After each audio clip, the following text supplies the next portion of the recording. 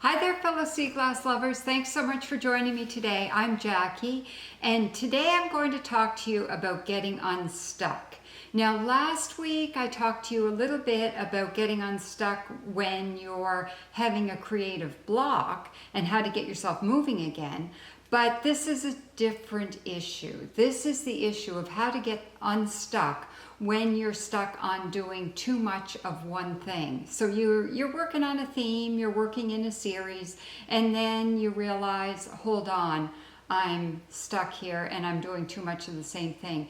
I did not think that this was an issue until one day my nephew was at my cottage. This is a number of years ago, and he looked around my cottage and he said, "Aunt Jackie, do you realize that you have 58 herons hanging on your wall?" And I said, "No, I did not realize that. I do not have 58 art pieces hanging at my cottage."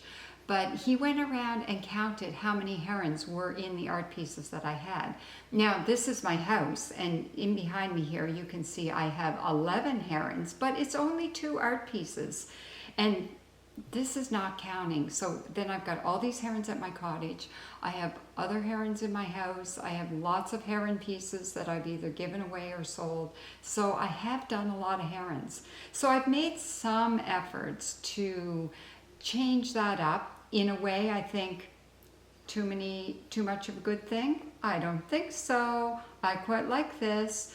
But the problem with it is that you can then not do other things. So to expand my creativity, I've had to say to myself every once in a while, no more herons.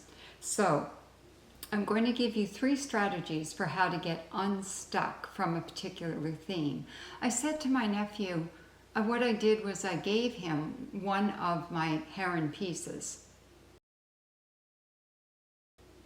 And I said, "There, now I only have 57 herons hanging on the wall. Is that any better?" Well, he gave me a look as if to say, "You got to do something else." So if you want to get unstuck from a theme, 3 strategies. First of all, take a look at what you've done. So I always take a picture of an art piece when I finish it. So I went digging through all my archives of photos, and I found 53 photos with herons in them. So I'll show you a slideshow of those herons after my little chat here. And I challenge you to, first of all, make it to the end of that slideshow. And second of all, to make it very far before you're saying, this woman has got to do something different. So the second thing I would advise you to do is to do some planning. So I've recently been doing some planning for some other things to work on, because lately I have been back to doing a few too many herons, and I'm going to change that up a bit and do something different. And the third thing that you can do is make a commitment. So my commitment to you is that I am not going to do another heron for the remainder of 2024. Now we'll see if I stick to that. I may not, because I like to go to the beach. There are often herons at the beach, my favorite beach where I go. And so guaranteed one day I'm going to go down there, there'll be a heron standing by the edge of the water, and I'll sit and I'll watch it for a while, and I'll take photos, and then I'll do sketches, and I'll think, oh, I have to do another heron. Anyway, I will try. I'm going to make that commitment. So enjoy my slideshow.